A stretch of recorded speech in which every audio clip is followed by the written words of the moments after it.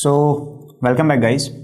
Here in this session we will be talking about the preventive pediatrics, right? So we'll be talking about the several important aspects about the preventive pediatrics, and then we will be moving on to some other topic, right? So preventive pediatrics guys, if we talk about, especially in this topic, I will be focusing on early newborn care. Okay, I will be focusing on early newborn care, right? After that we shall be talking about the other important aspects. So early newborn care guys, if we talk about, the first thing which we shall talk about, that is the APGAR score. Yes, very popular one, and everybody knows that from the pediatrics as well. What is the APGAR score? So here APGAR can be expanded by the 5 important terms, right? So whenever the baby is getting born, the pediatricians are actually measuring the APGAR score, and according to that they are grading the baby, right? They are giving the points to the baby particularly out of 10 points, right? So here let's talk about the APGAR score over here, just kind of a revision for you. However, you will be studying that in the pediatrics too. A for appearance, that is a skin appearance over there, right?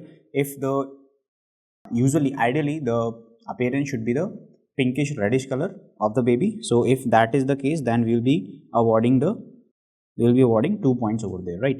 Then if you talk about pink body is there, but extremities are getting cyanosed or extremities are getting bluish appearance, then we will be giving the 1 point in that case. And if it is blue or pale in color, the baby is blue or pale in color, obviously will not give any kind of point, so that will be the 0 point over there, right? Then if you move further, we shall talk about the P for pulse. If it is absent, obviously 0 point, and if it is below 100, then 1 point, and it is above 100, usually the baby will be having the heart rate on the higher side, right? And that is a good sign for the baby. So if heart rate is above 100, then we are saying we are giving the 2 points to the baby, right? Then if we talk about the G, that is a grimace. Grimace, if we talk about, that is a reaction of the baby, right? That what about the response by the stimulus to the baby, right? So if the baby is responding well, prompt response to the stimulation, right, then this is a good sign. We will be awarding 2 points to the baby. Then if the minimal response to the stimulation, right, baby just hardly moving their hands and limbs and all, so in that case we'll be giving the 1 point. And if there is no response at all, the baby is floppy, then we'll be giving the 0 point in that particular case, right? A for activity. Activity means what is the tone of the muscle. So if the baby is very active, then we'll be giving the 2 points, right? And if the baby is showing the flexion in the upper and lower limbs, then we'll be giving the 1 point in that case. And if there is no activity at all, then we'll be giving the 0 point in that case, right? Last one is the respiration part. R for respiration. If there is a vigorous cry, obviously whenever we seeing that baby is getting retrieved, the baby will be crying, right? Because first time the lungs will be expanding, so the baby will be crying over there. It is a good sign for us, so we will be giving the 2 points in that case. Slow and irregular respiration is there in that case, so we will be awarding the 1 point. And if there is no response from the respiration side, the baby is not crying, so it might be the stillbirth, it might be any other cause, so in that case we'll be giving the 0 point, right? Usually we are saying 8 to 10 points are the good range for the APGAR score. Below than that, we need to work upon the baby, right? Okay, so that is the case about the APGAR score, right? Once we have talked about the APGAR score, we shall be talking about in the early newborn care, right? 5 components we need to take care of, guys. So in the APGAR score, I told you the 5 components. In the early newborn care, we are talking about 5 components, and that you can remember with the help of A, B, C, D, E. Yes. Whenever we are talking about ABCD, our first response comes like it is airway, breathing, circulation, and disability and evaluation, like that, right? But it is not that ABCD. I'm not talking about the ATLS guidelines and all. Here I'm talking about the early newborn care. So let's expand our ABCDE algorithm over here, right? So in the ABCDE, right, I am talking about this ABCDE now here, right? So I'm just expanding that ABCDE in the early newborn care, right? So let's talk about that. A for same, guys, it is airways, right? A for airways over here, and we need to make sure that airway should be clear. If we are talking about the baby, airway should be clear. So airways, and they should be clear, right? What about B component? The B over here, that is not the breathing, that is the body temperature, okay? So body temperature over here we shall write. So B for body temperature, right? And we should be looking for maintaining the body temperature well, okay? We should make sure that baby is not going into the hypothermia, because this is a very common risk which we are seeing in the babies, and it is happening due to usually heat loss from the head of the baby usually. So it should be maintained. The body temperature and other body anomalies, they should be taken care of. So should be maintained. Body temperature mainly, they should be maintained, right? What is the risk over here which we are seeing very commonly? That there might be heat loss, right? There might be heat loss from the head of the baby, right? So we need to take care of the hypothermia component. So hypothermia is the bigger risk over here which we are seeing, so, right? So hypothermia is also the most common cause, guys. Hypothermia is most common cause of death in the babies, right? Most common cause of death in the babies within 24 to 48 hours. So within 1 to 2 days, the baby might die due to hypothermia. And why is it happening usually? Usually it is happening because of, usually it is happening due to heat loss from the head of the baby. Heat loss from head of the baby, right? Now we shall be talking about other component with the C. We shall be talking about, that is your care. What care we are talking about over here? That is a cord care. So C for cord care, we shall be writing with this color. So this is the C for cord care. Which cord? This is the umbilical cord only. So umbilical cord should be kept clean over there, right? We are not applying any kind of ointment to the umbilical cord or something like that. We'll be, we'll be keeping it simple. We will be keeping it clean, and we are not applying anything, some kind of ointment and all. Earlier we used to apply, but now we are not applying. So here we shall be writing that it should be kept clean, and nothing should be applied over the cord, right? Nothing should be applied over the umbilical cord. Okay, we shall be talking about the D component now in the early newborn care. With the D, there is a dermis care, the skin care, baby skin care basically. So this is the dermis care or the skin care.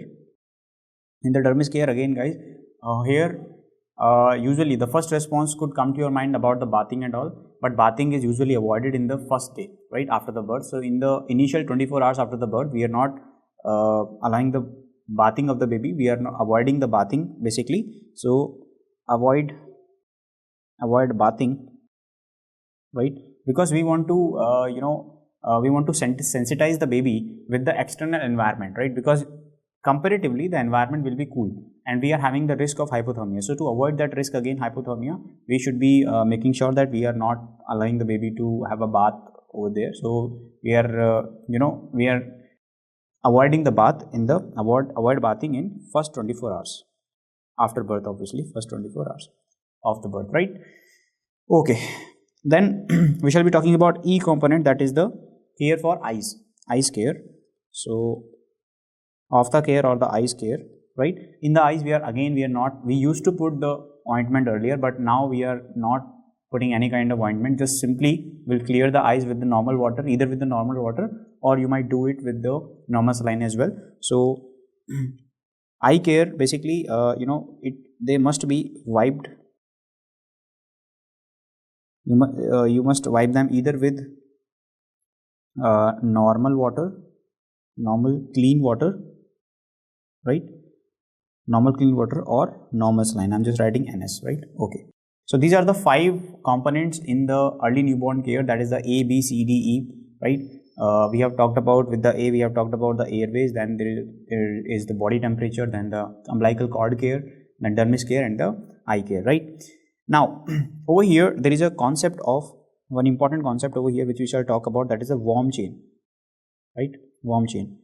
Warm chain is simply talking about, whenever the mother is delivering the baby. So after delivery of the baby, what happens? After delivery of the baby, yes, we will be delivering the placenta as well. But now this baby, meanwhile, this baby will be giving this baby to the pediatrician, right? So pediatrician, they will be, covering the baby, and they will be weighing the baby, that how much is the weight of the baby, because we want to know that is it low birth weight baby or the weight is normal. Usually it is 2.8 to 3 kg is the normal weight range we are talking about, right? So they will be weighing the baby. So first of all, what is happening? The mother will be delivering the baby. The mother delivers, right? The mother delivers baby. After that, the baby will be covered. So cover the baby right? Cover the baby with the cloth to prevent the, again, heat loss, to prevent heat loss. And I told you that heat loss might be happening very rapidly from the head of the baby, right? So to prevent heat loss, and we are avoiding the hypothermia, we want to avoid the hypothermia, then this baby, the pediatrician will wake the baby. So wake the baby, right? Very quickly they will be checking all the signs in the baby and all, and then they will be returning this baby to the mother. Yes, they will be returning this baby to the mother. So baby will be covered back and baby will be covered back and given to the mother, right? And we are doing that as soon as possible because it is reducing the anxiety of the mother, and it is promoting the breastfeeding as well. So that is the case, and that this whole process is called as a warm chain simply. Okay. Now, what is the weight of the baby generally? What is the weight of the baby? Normal weight of the baby. However, all of these things you will be studying them in the basic introduction of the pediatrics. So if you talk about the weight of the baby, right? It is normal range is around, normally it is around 2.8 to 3 kg, right?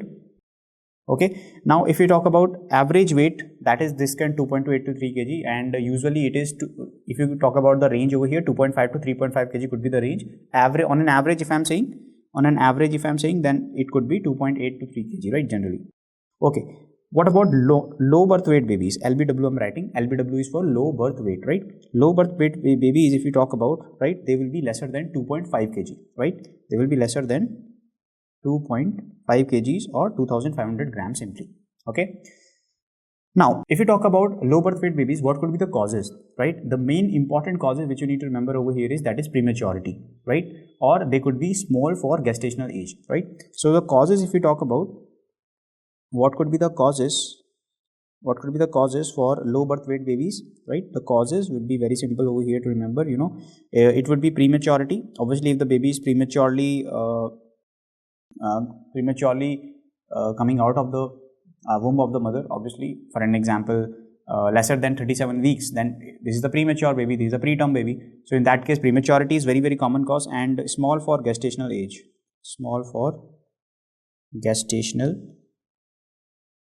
age, right? And mainly we are talking about the intrauterine growth restriction, right? Now we are not using the term retardation, right? Now we are using the term IUGR, that is the intrauterine growth restriction. Okay, so please use that term. Fine. Now, what about the formula? If we talk about the low birth weight baby formula, so formula for low birth weight baby, sometimes they might ask us. So it is simple, guys. I told you that we will be putting the denominator, the live birth, and we will be putting the multiplier, that will be 1000. That is the same case over here. Here we are talking about the percentage, so here we will be keeping this as 100, right, for the percentage, because it is a proportion over here. So low birth weight babies. So formula, if we talk about the total number of low birth weight babies, right, divided by live birth multiplied by 100. Okay, and we will calculate that in the percentages, right? So that is the case, that is the formula for the calculation of low birth weight babies, right? Usually, if you talk about the prevalence of low birth weight babies in India, probably, then it is around 20 to 22% of the low birth weight babies are there in the India. If you talk about the prevalence of low birth weight babies in India, right? Okay, now we shall be talking about, sometimes they are asking us what kind of babies will be considering under the category of high risk babies, right, or at risk babies, right? So the babies which we will be considering under the at risk, right? So the babies at risk, right? In what condition we can say that baby is at risk, right? So there are some criteria which are given over here. So the first one which we shall talk about, that is that if the birth order is 5, right? If there are 5 children, right? Birth order is 5, at risk baby again. Then a working mother or single parent. This is also the coming under the category of baby at risk, right? So usually they are asking us which of the following is not the condition, which of the following is not the risk for baby at risk, or which of the following is considering under the baby at risk. So this kind of question might be asked. So that's why we shall be talking about this, right? Third one, if the baby is having the protein energy malnutrition, PEM, protein energy malnutrition, right? Fourth one, if there is a preterm baby or if there is prematurity, so where we shall be writing the preterm baby or premature baby, right, who is having the having the weight of less than 2.5 kgs, right? Then we shall be talking about twins, right? Twins or more, right? The babies who are failure to thrive or failure in weight gain, right? Those babies, right? Then artificially fed child who are not able to get the breastfeed, right? They are also at risk over there, right? These are some conditions which we shall remember for the babies at risk, right? Now we shall be talking about the KMC procedure, right? The Kangaroo Mother Care, right? Over here we can see that how we are giving the KMC, right? How the mothers are giving the KMC basically, right? So here the mother will be holding the baby in in a very particular manner. So what is this manner over here which we shall talk? So here you can see the baby will be actually placed in between the breast of the mother. So between the breast of the mother in the upright position, right? So head will be turning to one side, right? Head will be turning to one side, as you can see over here itself. Head will be turning to one side and baby is in a frog position, right? Baby is in a frog position, has hips are actually flexed and legs are abducted, right? Abducted arms and flexed over here, right? Abducted arms, right? And they are in the flexion position and the head of the baby is turned to one side and slightly extended, right? So that is the position over here. Baby abdomen will be at the mother's epigastrium, right? So there will be the skin to skin contact over there, right? And there will be the support, mother will be supporting the baby from the bottom, as you can see in this particular image. What we can see, the baby is in frog position. We can see that baby is in frog position over here and the arms and hip is actually in the abduction position, as you can see over here. Hips and the arms, they are in abducted and the flexed position, and you can see the baby head is actually turning on one side and neck is extended, and we can see the frog position over here. Mother is supporting the baby from the bottom and mother epigastrium and the skin of the baby are in contact to each other, right? Skin to skin contact is seen over there, right? So basically if we talk about the Kangaroo Mother Care, right, that is the KMC, right? KMC is the Kangaroo Mother Care, right? So here we are talking about that mother will be hugging the baby. Mother hugs the baby, right? Mother hugs the baby with, as you can see over here in the diagram also, with skin to skin contact, okay? With skin to skin contact, right? Now we are having some of the advantages over here which we shall talk about, right? Some of the advantages as far as KMC is concerned, Kangaroo Mother Care is concerned. So some of the advantages we shall be mentioning about over here also. For example, first is the skin to skin contact is there, so it is providing a good support from the mother, and it enhances the relation between the mother and the baby, right? So good emotional support we are seeing with that skin to skin contact. So due to that, we will be seeing the good emotional support will be provided.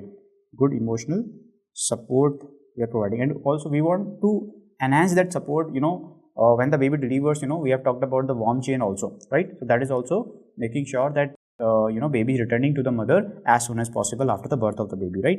Then there could be the nutritional support, right? Nutritional support, because we are providing the breastfeeding over there, so nutritional support could also be there, right? And D over here, which we shall talk about, that is the ambulatory support, right? By the Kangaroo Mother Care, it is seen that the baby will be very calm, and if you talk about the mother also, mother will be having the slightly reducing level of anxiety if you talk about, right? So for the baby and the mother, right, it is quite calm for having this particular position, right? Okay, so this is the KMC, okay, Kangaroo Mother Care. Okay, fine. Now there is one concept of rooming in, right? What about rooming in? Right, rooming in. So rooming in means, we are trying to keep the baby as close as possible to the mother, right? So that is the basically rooming in. So what I said is that baby is, we are keeping the baby kept very close to the mother immediately after delivery. Mother immediately after the delivery, right? Immediately after the delivery. Okay, that is called as the rooming in.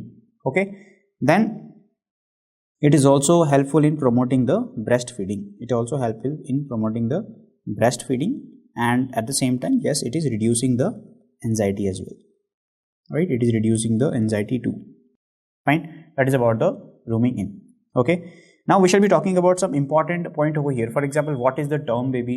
However, you have studied that in the pediatrics and the obs-gynae classes. What is the term baby? That is between 37 to 42 weeks, right? So what is the term baby? I'm just for the revision purpose, I'm just writing this term baby, guys. It was 37 to 42 weeks, right? What about the post-term baby, right? So post-term baby, if you talk about, that is more than 42 weeks, obviously, right?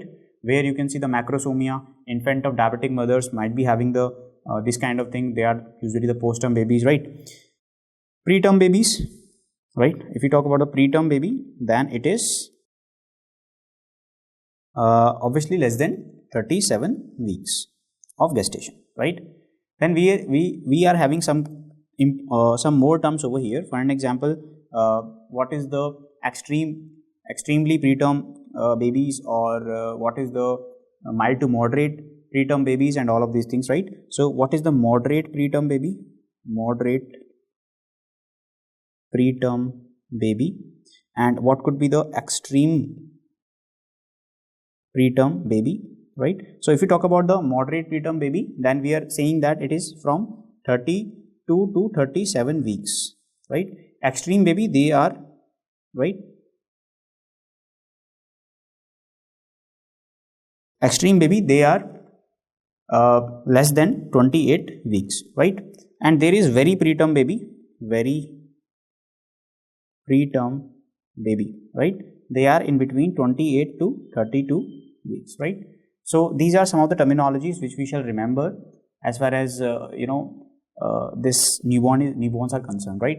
Different categories of newborns are concerned. So here you must have studied this in the obs-gynae and the pediatrics as well, right? Okay, guys. Now once we have talked about this, now we shall be talking about the breastfeeding. Okay. So now let's talk about the breastfeeding. Okay. So now let's talk about the breastfeeding. Now breastfeeding, we know that what is the importance of the breastfeeding, right? It is protecting the baby from so many kind of infections. It is providing the diet to the baby. It is providing the nutrition to the baby. It is providing so many of support to the baby if you talk about the breastfeeding, right? So what could be the advantages of the breastfeeding? So we shall be mentioning them over here. Advantages of the breastfeeding, right?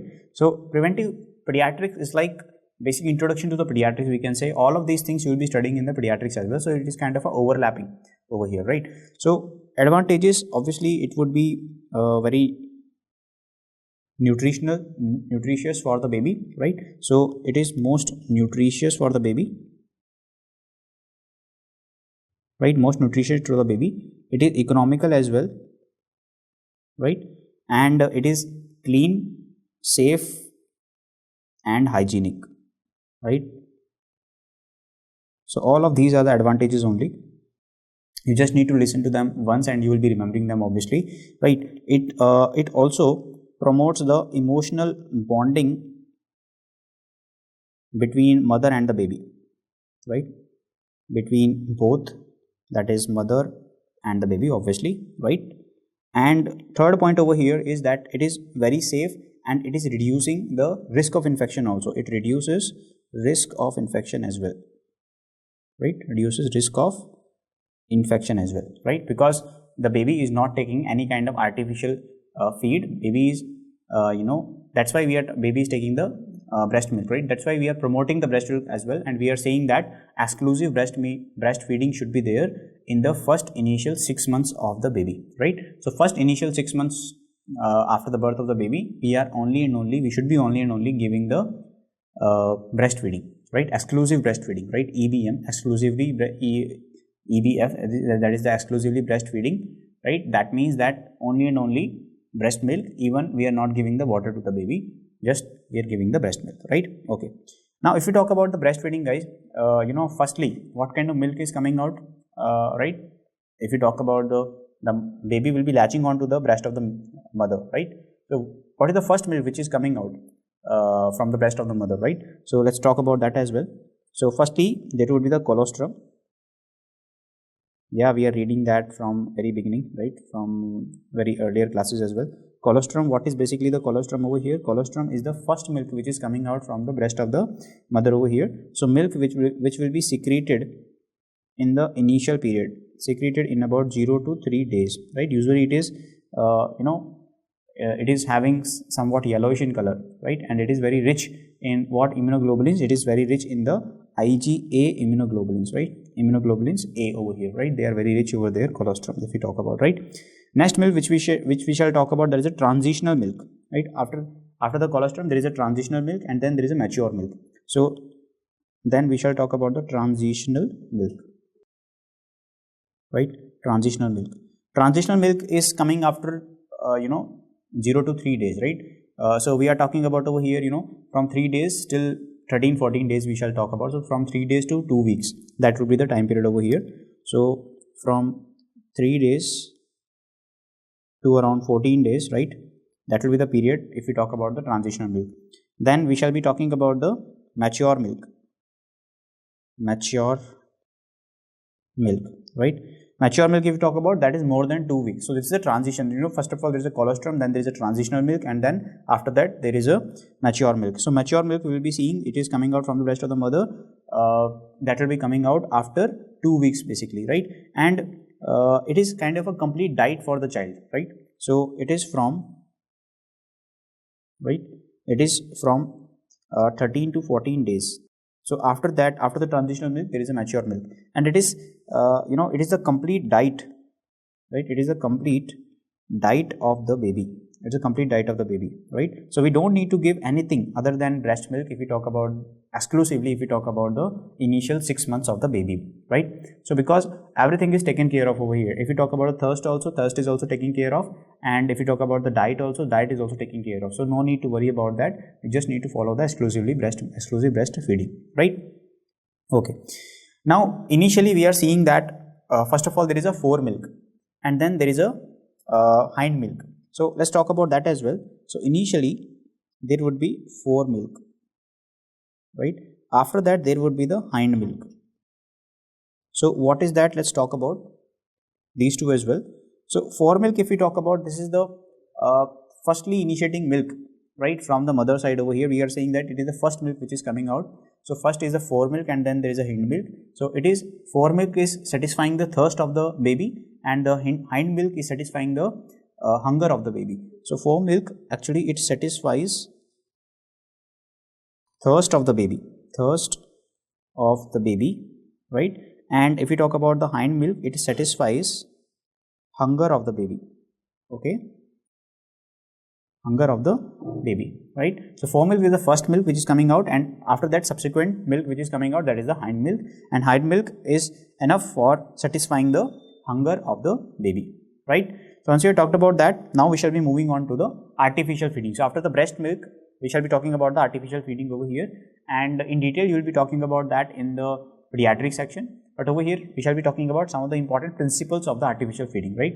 So after the 6 months, what next? So we shall be adding, right, as a baby is growing further, we shall be adding along with the breast milk. Breast milk will be continuing after the 6 months also, but along with that we shall be adding some artificial feeding. But artificial feeding, if we are adding, right, we shall be diluting it with some water over here. So that will be the diluted diet we shall be giving to the baby, right? So over here we shall be talking about the artificial feeding now. So now we shall be talking about the artificial feeding, right? Artificial feeding, okay? In the artificial feeding, we shall be talking about some important principles of the artificial feeding, right? Okay, so first of all, let me tell you that if you talk about the energy, right, which is needed over here, that is around 100 kilocalorie per kg per day, right? And if we talk about that, it is around 150 ml, right? 150 ml milk per kg, right? That is every day, okay? Now proteins in the artificial feed over there, that is 2 gram per kg per day, right? And generally it is 13 to 14 grams per day overall, 13 to 14 grams per day, right? Then we shall be talking about the carbohydrate, that is the carbs, right? Carbohydrate, that is around 10 gram per kg per day, right? And all of these, this is actually, if you talk about, this is the undiluted milk we shall give after 4 months, not before that, because it should be diluted, right? Otherwise the baby might not be able to digest that. So undiluted milk will be given after 4 months, will be given or shall be given after 4 months, but before that we shall be giving that in the form of dilution, right? So here we shall write that we will be diluting it, right? So before 4 months we will be giving that in the dilution form. After 4 months we shall giving it in the undiluted form too, right? Now if we are giving the cow milk has 3 times more protein as compared to the breast milk, right? So over there we need to make sure that we are doing the dilution. So cow milk has to be diluted in the proportion of 1:3, right? So that we need to remember over here. And if we talk about the feeding might be done from 6 to 8 times per day. That is fine for the baby, right? So feeding might be done, right? Feeding might be done for about 6 to 8 times per day, right? So that is the frequency of the feeding, right? Now we shall be talking about some of the legislations, right, regarding the diet of the baby, regarding the artificial feeding and all of those things regarding the baby over here. So some of the legislation we shall be talking about. So first one, that is the Baby Friendly Health Initiative, that is the BFHI. BFHI is the Baby Friendly Health Initiative. Baby Friendly Health Initiative, right?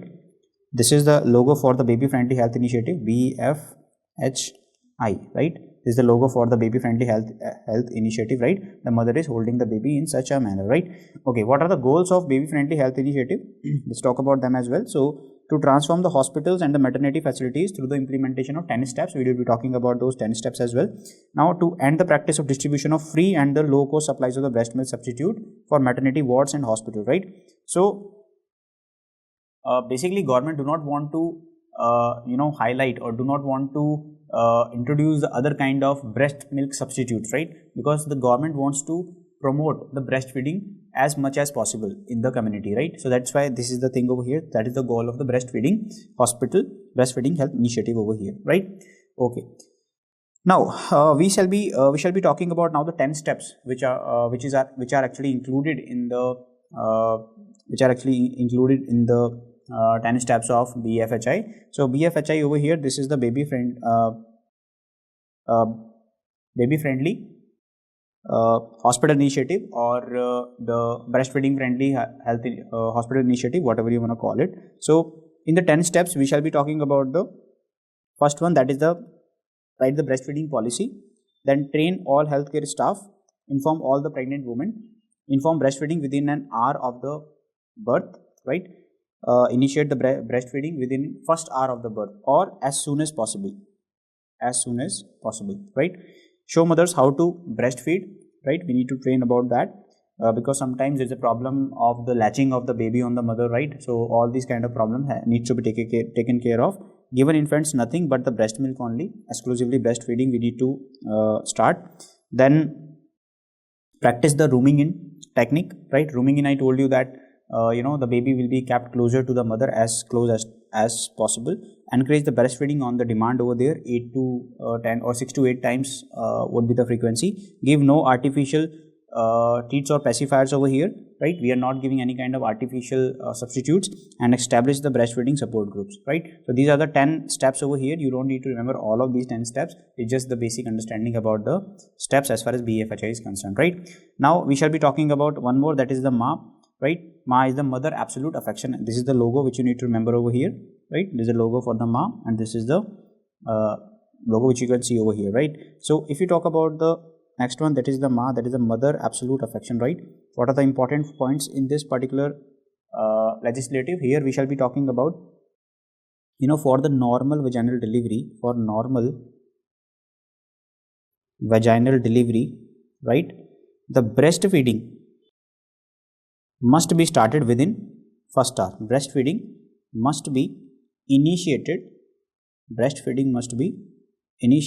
within first hour. Okay, that is very important point, or as soon as possible. Second point which we shall remember over here, that is for the cesarean section, the breastfeeding must be started within 4 hours, right? Breastfeeding must be started, right? It must be started within 4 hours, right? Okay, and we need to make sure that exclusive breastfeeding, it is actually promoting the exclusive breastfeeding for initial 6 months, right? For initial 6 months, right? Okay, now we shall be talking about one more act over here, that is the IMS Act, right? IMS Act, and basically it is talking about